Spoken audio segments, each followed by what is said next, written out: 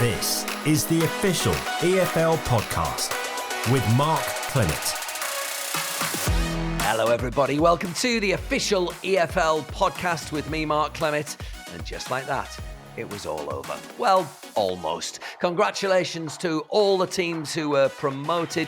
Commiserations to those who were relegated. The regular EFL season is over. Roll on the playoffs. It's the official EFL podcast. And I can't think of anybody better placed to talk us through what's already been and what might be to come than a man who in recent seasons has managed in all three EFL divisions, the former Lincoln City, Huddersfield Town and Portsmouth manager, Danny Cowley, who we find who, what, where, when, why. Where's your life at the moment? You've been out a few months. Are you chomping at the bit to get back in? Are you still resting? Where are you, Danny? Well, we're living on the south coast at the moment, which is a lovely place, lovely part of the world, Clem. Enjoying some family time, miss football every day, absolutely. And yeah, just waiting for the right club, the right opportunity, because yeah, obviously football is a big part of both mine and Nicky's life. I mean, when you took the leap from being a school teacher, PE teacher, etc., and you had that chance to go full time, I mean, I suppose you just embraced the moment and didn't necessarily think about the fact that you've been working all your adult life once you'd got your qualifications. But management does bring those lulls. There's no 24/7, 52 weeks of the year consistency. There's always going to be gaps there. Yeah, I suppose so. I think I remember leaving teaching and having a conversation with my mum and dad, and obviously I taught for 15 years and I was lucky enough to work in a brilliant school in Essex. We were State Sports School of the Year in 2013, and both myself, Nicky and my wife, we all worked in the same department. And I remember my dad saying that I was pretty much leaving a job in teaching where unless you commit murder, you've got a job for life, and moving into a career in football management where you're never more than maybe 6 games, or probably in today's world 4 games from getting a sack. But yeah, I think for Nicky and I, it was always a dream to be involved in professional football. And for me at 36, I had to wait a little bit longer than maybe I anticipated, or maybe the dream had gone. But it was it was an opportunity that we were going to take, and life is for living, right? And yeah, we've loved every moment of it. And yeah, up until probably Huddersfield in July 2020, I'd pretty much worked maybe 22 years without many days off for sure. So that gave us a little break then, and then obviously off the back of the Portsmouth experience, we've had a little break, but just a bit of self-care in the gym and working out and trying to train and spending time with the family. Both my children love sport and do lots of sport. So yeah, pretty much a taxi driver and a cheerleader for them. Yeah, well, that's nice. I mean, it's nice to have that kind of reset and refresh, isn't it? I wonder whether when a manager is out, they have a slightly different perspective on the craziness of being a football manager, because the stats this season are, well, I mean, they're phenomenal. It's 50% of the EFL clubs have changed their managers. 11 did it twice in season since the season has ended, and we're only talking 48 hours ago as you and I record this. We've had 2 more managers go. MK Dons have sacked Mark Jackson, and then Danny Schofield has left Doncaster Rovers. I don't know how you plot and plan what's a good opportunity anymore as you look to get back in, Danny. It seems extraordinarily precarious. Yeah, absolutely, and it's a brilliant game, football, and a game that I love. It can be a challenging industry for sure, and yeah, we live in a world of, I suppose, instant gratification, and everybody wants everything yesterday, and we don't have any patience and lots of opinion and not too much empathy, and this is kind of the society we live, I suppose, and football is just a living example of that. But the draw of being involved in football, the draw of helping players improve and develop and having success. You know, for Nicky and I, we've been lucky enough to manage in 8 of the top 9 divisions, and our journey has had more success than disappointment. And yeah, we look forward to the next opportunity. But yeah, my heart always goes out to the managers that lose their job. Obviously, we've lived it. I know the implications of that it has on not just yourself, but more importantly, your family. And this is the kind of things that you have to learn to live with. And I suppose experience helps you. But yeah, it's probably the only industry in the world, Clem, where you have to win to be able to give yourself the time to be able to build something that can hopefully be successful. But these, to this day, and it might not be forever, but at the moment, this is the circumstances that we have to work in, and ultimately the best managers find a way. Yeah. I mean, Vincent Kompany aside, if I look at all the teams that have gone up this season, so that's Burnley, Sheffield United, Plymouth, Ipswich, Leyton Orient, Stevenage, and congratulations to Northampton who got over the line. That all the clubs, the managers at least had the second half of last season to put some roots down. There's a bit of longevity there. I mean, that tells us something, doesn't it? Still incredibly precarious and short term if you compare it to, say, industry and other professions. But nevertheless, there is clearly a thread running through all those promotions of people being given that little bit of time to put a little bit of foundation in place before they get on the madness of the football treadmill. I think so. I think continuity is so important, isn't it? Because continuity provides a stability. I think this allows you to create an environment where hopefully the players and the staff can then work at their best, and then that's when you can have high performance and have success. I think on the flip side of that, we've seen on occasions where managers go in. You look at Neil Warnock and what he did at Huddersfield in a short term basis, and can have a real impact. So I think there's definitely different ways of being successful. Certainly the clubs that have, I think, a self-awareness to know where they are today, and then a clear vision of where they want to go. When you kind of get that start point and you've got the destination, and then some continuity, whether that be in terms of the style of play, in terms of the way that they work, in terms of maybe the provisions around the first team, recruitment, all of these things. If there's some continuity in those areas, then I think you can then have success. Certainly recruitment becomes a lot easier, not just recruitment of players, but recruitment of staff as well. When you do have that, when you do have that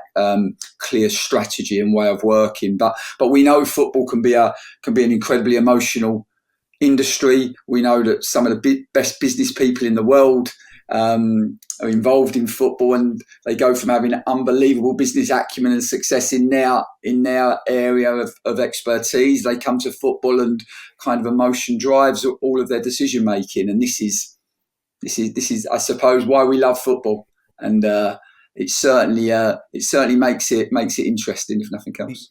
Yeah, but here's the thing: it's all right having a clear direction of travel, destination in mind, so long as that's realistic.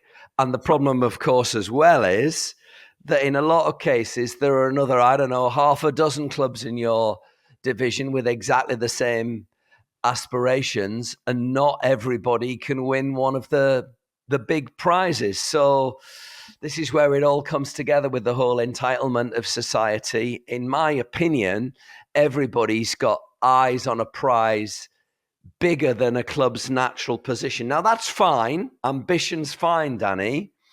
But there's going to be lots of disappointment on that basis. There has to be, 3 losers in the Championship, the ones that get relegated, 4 from League One, 2 from League Two, and other clubs at the other end of the table are going to fall short. And that's the troubling bit for me, that nobody seems to accept that sometimes it's not going to work out for us. Yeah, of course. And you've only got to look at League One. I think we counted the other day, well into double figures in terms of clubs that have actually lived in the Premier League in the not so distant past. And of course, in that division, only 3 can be promoted.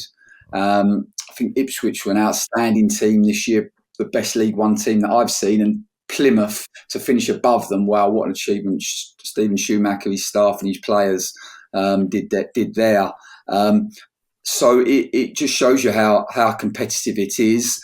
And yeah, off the back of that disappointment, it's how you manage that disappointment and then how you move forward, isn't it? And I think sometimes the head coach takes a lot of responsibility. Maybe in today's game, they don't always have all the power, but they certainly do take a lot of the responsibility. And I think even, I look at the success that Nicky and I have had in the promotions that we've had. And sometimes, at Lincoln at times, people would think that we could walk on water and we would get so much credit for the team's success. And the truth was, it's always about the players. It's always the players. The players have such a huge part in it. And sometimes I can often remember in games where my team, maybe a player has scored a goal from 30 yards and a moment of individual brilliance, and we get so much credit for it. And likewise, on the flip side of that, sometimes players, being players and human beings that they are, make an individual mistake and an error, and you take a lot of criticism for that. And the truth is, you're never as good as they say you are when it's going well, and you're probably not as bad as they say you are when it's not going quite so well. And I think there naturally and rightly so is a lot of noise around football. I mean, if we didn't have football opinion, what would we talk about? Eh? So I think 100%, 100%, Danny. But we've got to be a little bit careful that the manager doesn't become the scapegoat, because you're not telling me if 50% of EFL clubs change their managers that is all, and an increasing percentage do it twice. You're not telling me that is just bad managers in all those situations. Sometimes it's the whole culture around a football club, is it not? I think so. I think it's. I always think success leaves clues, doesn't it? And I look back at the success that we've had. Go back to Concord Rangers. We were there for 8 seasons. Even at Lincoln, nearly 4 seasons, and we were able to have good success. We had 1 year at Braintree and had a brilliant year there, but I think our success certainly has been able to build something, to be able to try to connect everybody together. Really, I think always a football club is so much more than just one manager and 11 players.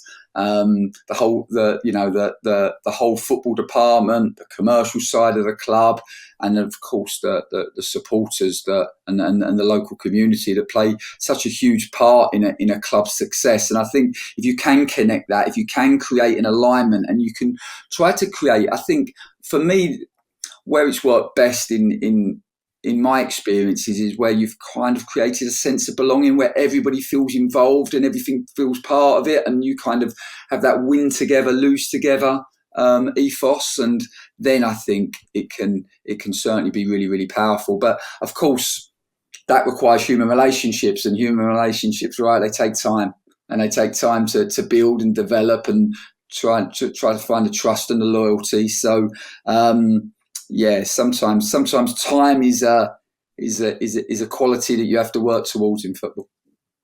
I've got the Sky Bet Championship final table in front of me. Listen, huge respect to Burnley and Sheffield United. A lot's been said about them, both magnificent this season. I'll leave the playoff contenders for just a second. I'm going to also probably leave Reading, Blackpool and Wigan to lick their wounds and regroup. I don't think there's any point in digging too deeply into what went wrong for them. But I am just looking at, there's a few teams that I've highlighted, Danny, falling short of their objectives. West Brom only just. They were briefly in the playoff places during the final round of fixtures. Definitely Watford, definitely Norwich. QPR would have to be in that mix as well. I mean, what a strange old season for them, Danny. Yeah, of course, a roller coaster of a season. Obviously, had a brilliant start under Michael Beale, and then I think got to the top of the table. And I've got huge respect for Michael and the job that he did. Firstly, working under Steven Gerrard at Rangers and Aston Villa, and then going on his own at QPR. He was a big loss to them. There's no doubt about that. He obviously had inspired that young group of players to perform above themselves. And then, unfortunately, Neil Critchley obviously done a great job at Blackpool, and then went Aston Villa with Steven Gerrard, just couldn't find the right ingredients there. And then Gareth Ainsworth coming right at the back end of the season, and they were on a downward spiral, and they certainly took all of Gareth's character and personality to drag them over the line and keep them in the division. And I think Gareth will be pleased that the season has ended. I think it will give him a time to be able to review, reflect, he's certainly been able to, in that time that he's been there, he's seen the players under intense pressure, being in the relegation battle that they were. He would have learned a lot about that group, and that information will definitely help guide him to hopefully make some intelligent decisions in the summer, and hopefully have a more stable season next year. But certainly, if you're a QPR fan, you've lived the roller coaster of football emotions. Yeah, I mean, they managed to just about keep themselves out of the bottom three.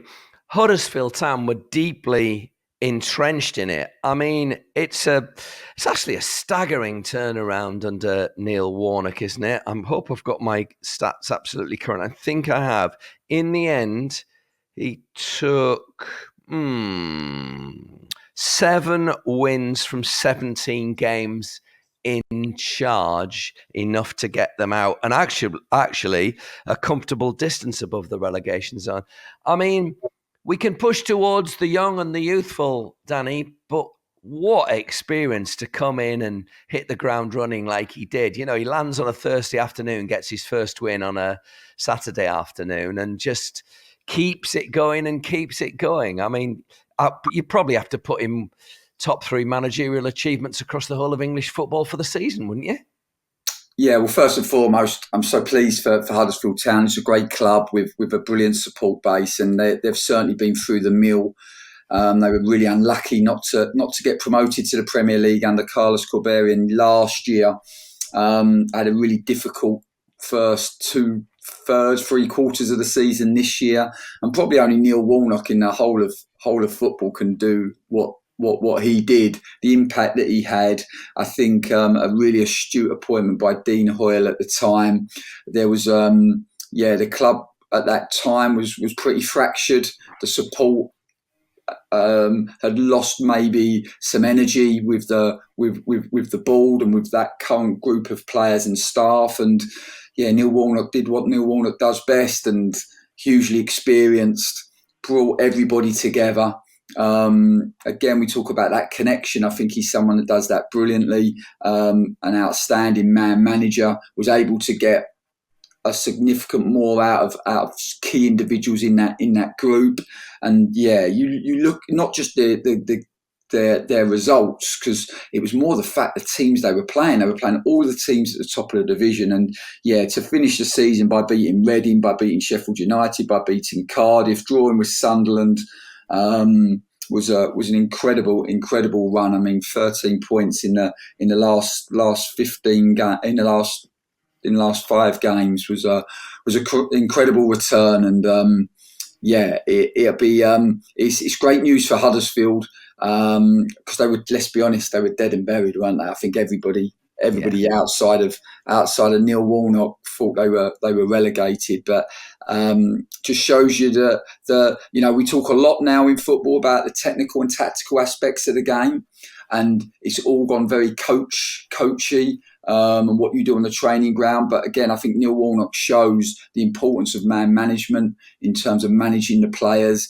in terms of trying to understand them, show them how much you care before maybe you show them how much you know.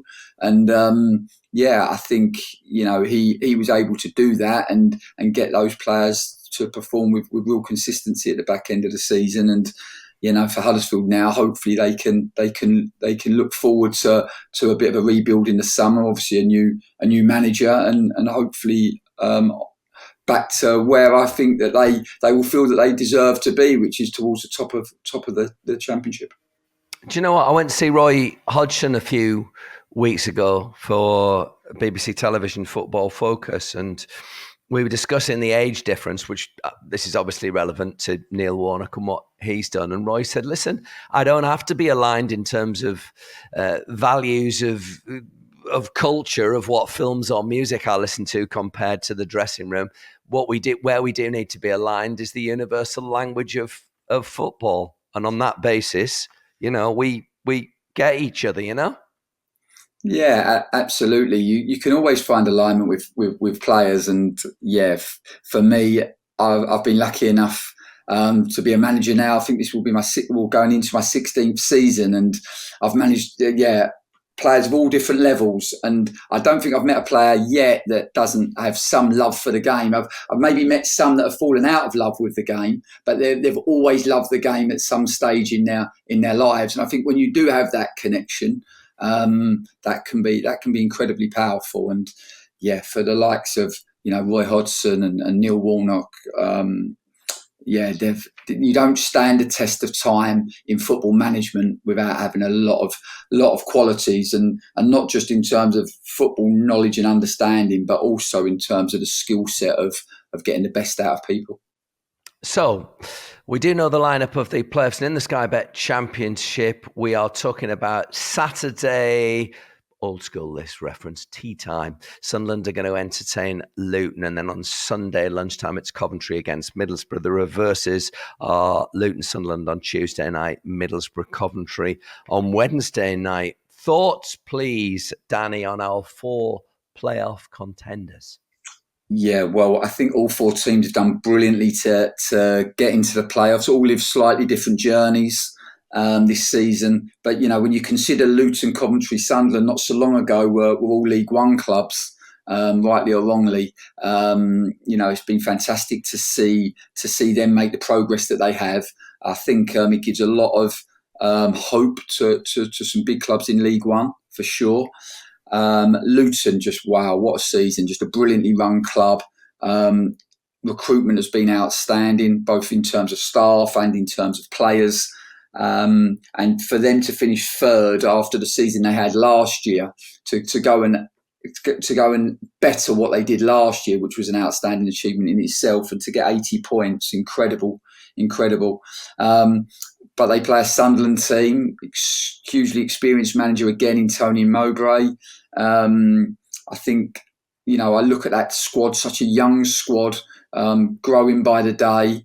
They won't fear going they won't fear Luton. I think the fact that Sunderland at home in the first game, maybe, I always look at this and I'm never quite sure where the advantage is, because we know in football the first goal is so important statistically.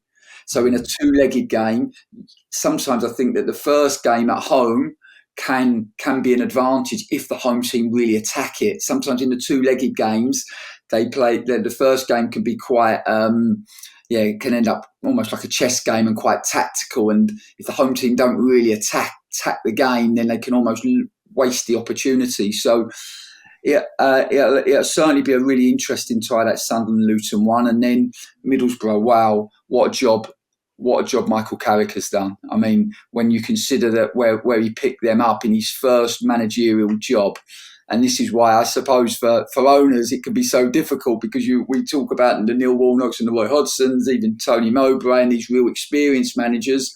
And then we look at someone like Michael Carrick, who'd obviously been a brilliant player. I'd had a brilliant experience. I really like his journey actually after finishing playing, because he's been at Manchester United. He's worked as a coach, worked as an assistant manager.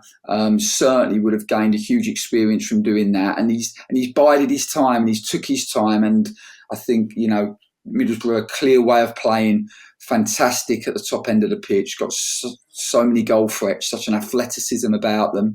And they play a Coventry team, and Mark Robins, again, you consider, in terms of what he's had to go through. I mean, how their start to the season. We actually spent some time with Mark and Coventry we were in the Pinatar Arena at Sol Pinatar in the summer during pre-season, and we were with. So spent some time then. We actually played them in their last and our last friendly of pre-season.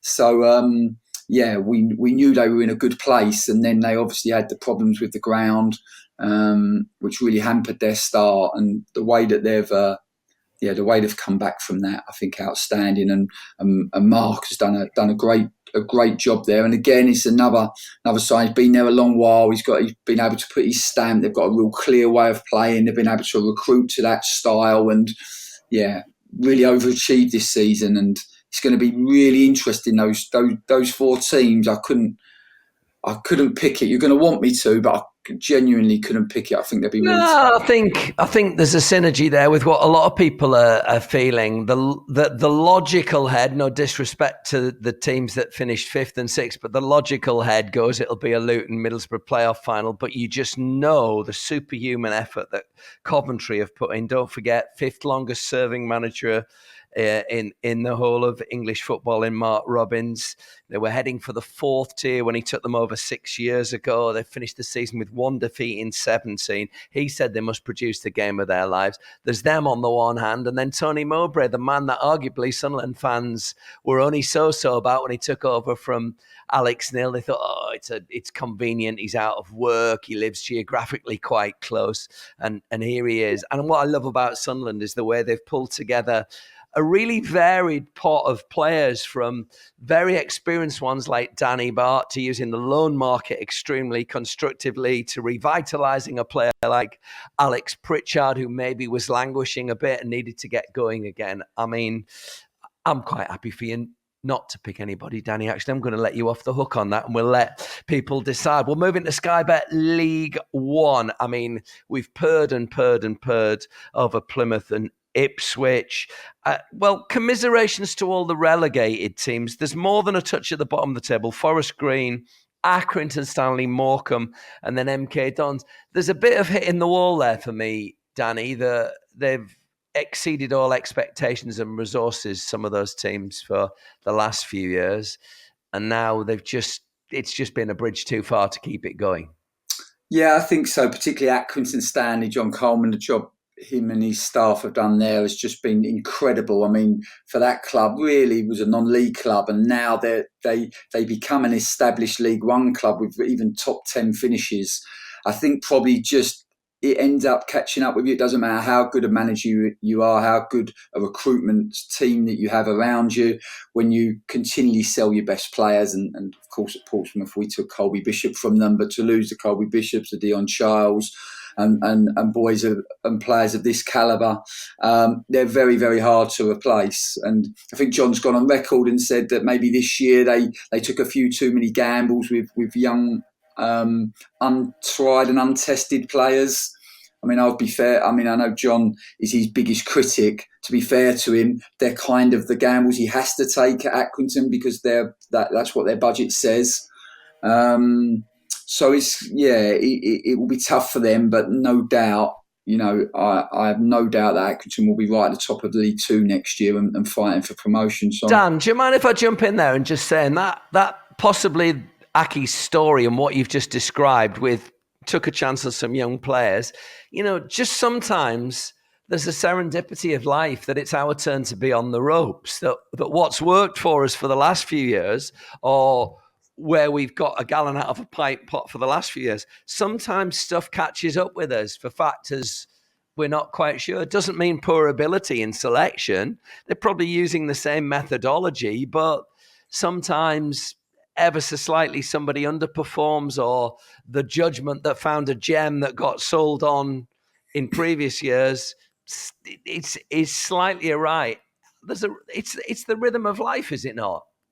I think so, and I think that can be really true with Accrington, actually, because you look at some of their experienced players, Sean McConville, Seamus Keneally, who have been huge players for Accrington Stanley over the years. They're another year older, and sometimes your experienced players just just lose maybe a 5-10%, which then has an effect on all of the younger players as well. So, yeah, sometimes it does catch up with you. I mean, for Accrington, like I said, it wasn't really like in recent years that they've been toying with relegation because they've been so competitive in League One. I think, Morecambe, again, I think I understand why they get relegated. I think probably, again, if you look at the club and where it's at the moment and the finance, and probably again, they lack a little bit of connection, maybe not quite sure where their direction of travel is off the pitch. And that no doubt has an effect on performances on the pitch. Derek Adams is a very tactical manager and is always very good at getting the best out of his players. Probably Cole Stockton come to the party just a little bit too late, had a brilliant end to the season, but they missed the consistency in his play that he had last season. I thought he almost single-handedly kept them in the division last year with his performances and his goals. First half of this season, maybe wasn't able to get to those levels. And of course, MK Dons, wow, I just never ever thought that they would get relegated with that squad. And unfortunately, you look at that Barnsley game when they were 4-1 up. Even the game before that, I think they draw with Cheltenham. Cheltenham scored, Alfie May scored in the 97th minute. But to be 4-1 up then at home to Barnsley, and then Barnsley to claw you back, and then they played Burton, I think over 30 shots, nearly expected goals of 4, and weren't able to score. And sometimes that serendipity moment, that kind of fate. And also big congratulations to Cambridge and to Mark Bonner, and credit to Cambridge for staying with their manager, and rightly so, because Mark has done an incredible job over the years at Cambridge to get them promoted, and then to have the fantastic last season that they had, and then this year, I think just the way that he conducted himself under, he's a Cambridge boy. He's kind of done it. Mark's done every job at Cambridge United from academy all the way through. I know he's a Cambridge United supporter, so there's no doubt he would have been feeling the pressure. But the way he conducted himself, the calmness, the clarity in his messaging, and the way he created a narrative for that group about getting it to the final week of the season, and then for them to do what they did in the final week and to stay up. Credit to Mark and to Cambridge United. Yeah, I don't think life's going to get any easier for the smaller clubs in Sky Bet League One next season when we find that Derby and Portsmouth have finished just outside the playoff places. But I want to concentrate on the playoff contenders, because we now know Friday evening, the first of the playoff semi-finals, will be Peterborough United against Sheffield Wednesday. And then on Saturday afternoon, it's Bolton against Barnsley. Thoughts, please, Danny? Yeah, having lived that division this season, I can't see beyond Sheffield Wednesday, personally. They got 96 points in most years. That's enough to get automatic astonishing, promotion. Isn't it? I mean, that is astonishing.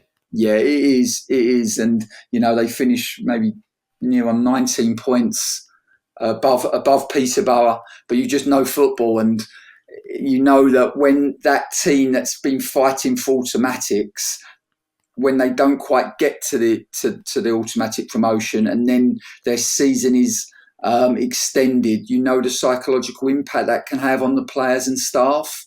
And that's probably why we often see the team that finished just outside the automatics not always getting to getting promoted through the playoffs. So it's going to be a big job for Darren Moore this week, certainly, just to try to to refocus the group and re-energise the group. Danny, albeit that they had their 6 games without a win blip, and then I guess they did find out a week early. It's not like they dropped out of automatic places on the final round of fixtures. I suppose they've had 10, 12 days to reset, and did finish with 5 wins out of 6, which suggests they're carrying a momentum. So long as they can get their heads around the fact they need to get another 3 weeks out of their legs, and maybe their minds as well, then that suggests they're carrying good momentum going forward, doesn't it? Yeah, I think so. I think, to beat Derby on the final game of the season, with Derby having so much to play for, says a lot about the quality of the Sheffield Wednesday team. Any team in League One with Barry Bannon in it will always have a huge amount of quality. I think, Josh Windass has been injured. I think he got injured in the Portsmouth game, which was sort of early March, and they really miss him because he kind of just gives them that little bit of flair and that little bit of je ne sais quoi, which I think will be very, very important in the big games. Be really important in the big games. And, if you can get Barry Bannon, Josh Windass, and you've got the likes of Michael Smith in your team, you're a top League One team, that is for sure.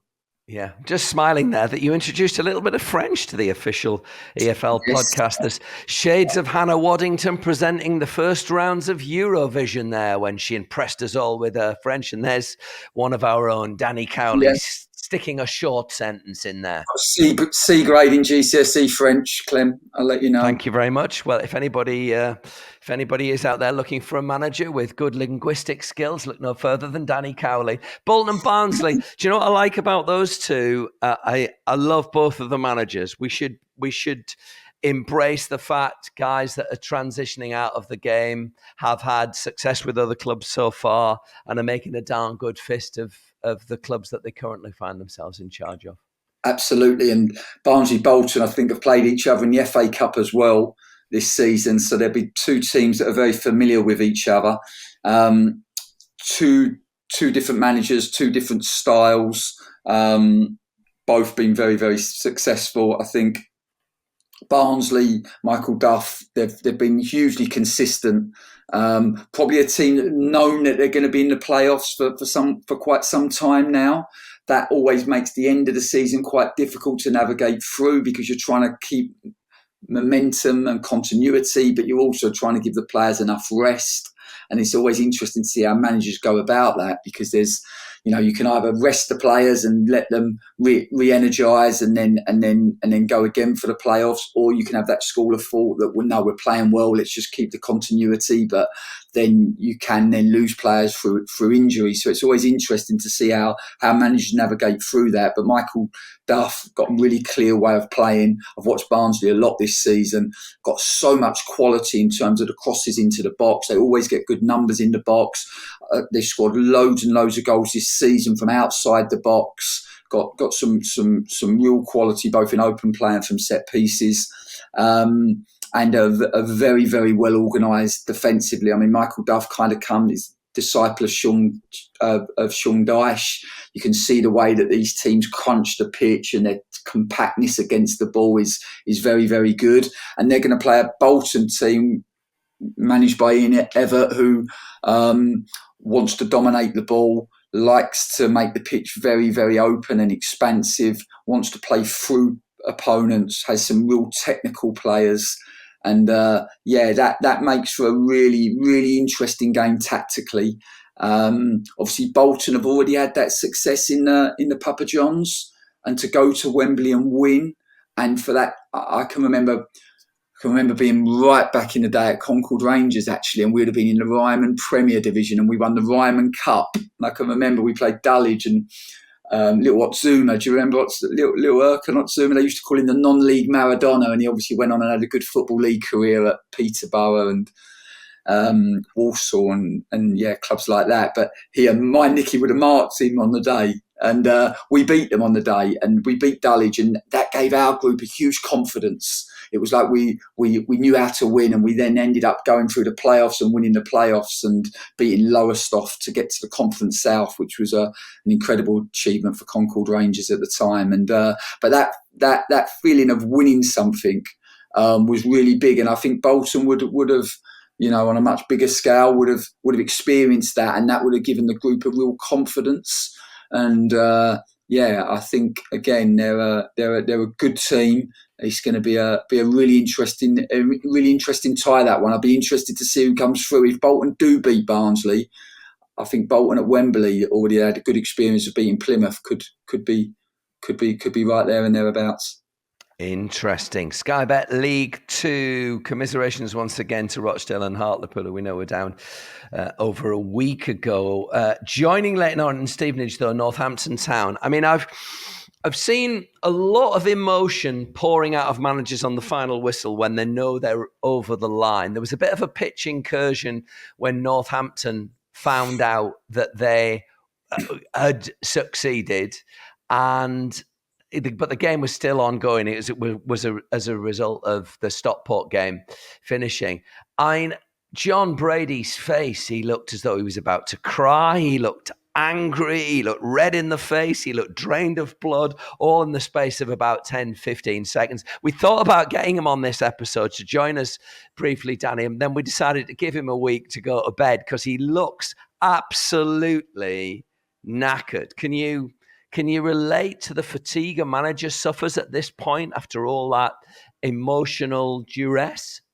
Yeah, I think he certainly lived the emotional roller coaster of a football promotion, and yeah, I mean, what a story as well. Because obviously, I think he took over in a caretaker role when they ended up getting relegated. Then for them to be so close last season, and for the way it happened last season, they obviously beat Barrow final day of the season, and for Bristol Rovers to beat Scunthorpe by the amount of goals that they did, and to miss out the way that they did, and then to lose in the playoff game against Mansfield would have been so hard to take. And then obviously listening to John and in his post-match, and him speaking about off-the-pitch issues that they'd had to navigate through. Sure. I think the goalkeeper coach lost his wife. Yeah. Colin Calderwood lost his dad.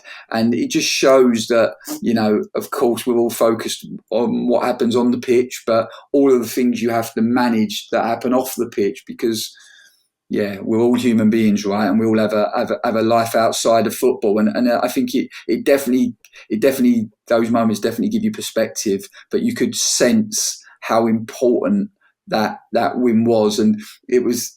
I remember when we were at Lincoln and we were trying to get out of the National League, and the club had been in the National League for 6 years, and we'd had a brilliant cup run, got to the quarterfinals of the FA Cup. I can remember I always wake up on match day, Clem, with that feeling in your stomach of match day and that anticipation of the game, and kind of the nerves. Yeah, the nerves that come with it. Yeah, trying to get those butterflies to fly in formation. But I literally the whole of April, I can honestly, so it's normally only on a match day for me, but the whole of April in that Lincoln City run, because we'd had such a brilliant season, and I so wanted the players to have the success and the club to have the success that it deserved. And I can honestly say I woke up every day nervous with a level of butterflies. And when we were able to beat Macclesfield and win the league, that was a huge moment. And I definitely know what John was going through, and just so pleased for him. And also for Northampton, because everyone that lived that journey was so deserving of that moment at Tranmere. And I think you saw John's chimp there, didn't you? He's like that. The kind of, I'm always really interested in the human brain, Clem, and how we act in certain moments, and the emotion had just taken over the kind of logical side of your brain, and you're showing every emotion possible. And just a brilliant moment, and so pleased for John Brady and Northampton. Yeah, and that we can experience two contrasting emotions in the same moment as well. That sometimes in life we can be happy and sad at the same time. We can feel loved but lonely at the same time, and it was encapsulated. By the way, I'm having that.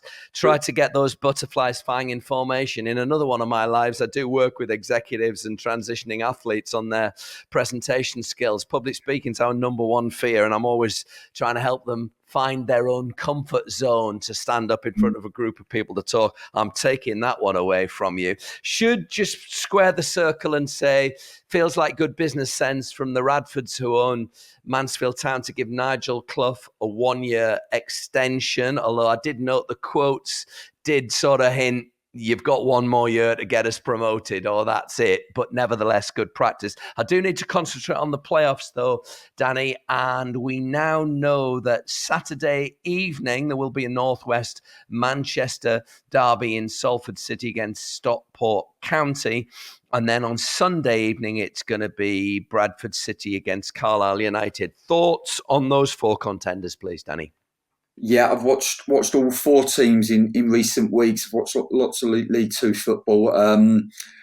I like Stockport. I think Stockport are well coached.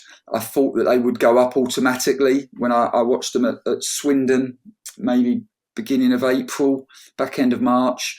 And I thought that they were finding form at the right time. Certainly got goals in their team. I really like Carl Wootton at the top end of their pitch. Him and Paddy Madden have got a good relationship.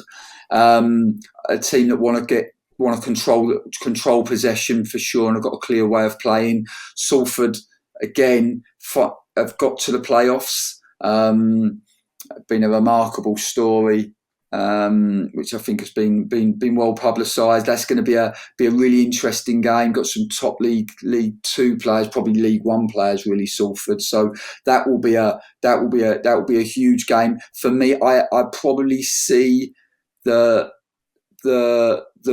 promoted team from that tie, from Stockport or from Salford. I think whoever wins that tie will beat Carlisle or Bradford. That's what I see. Having said that, obviously Mark Hughes, hugely experienced again. Credit to him, because League 2 would have been very different to what he's been used to, but he's got to grips with the level. And Bradford are, I think 22,000 in their final league game against Leyton Orient. What a support that is at League 2. Where else in the world does that happen in sort of Tier 4 football, as it were?